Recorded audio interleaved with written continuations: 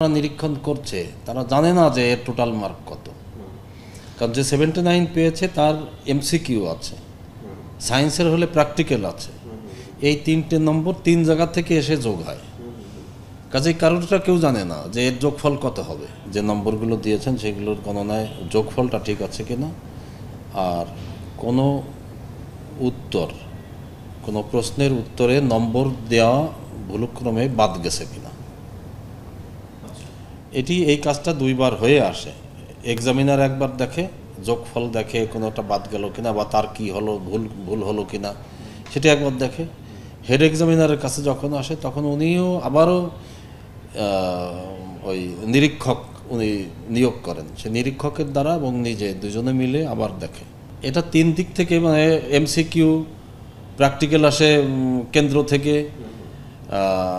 MCQ আসে কম্পিউটারের OMR machine থেকে, আর সিকিউর নম্বরটা আসে হেড এক্সামিনারের হাত থেকে। এমসিকিউতে কোনো ওটা মেশিনে রিডেবল, তো মেশিনে করে, ওখানে কোনো ভুলের সম্ভাবনা নেই।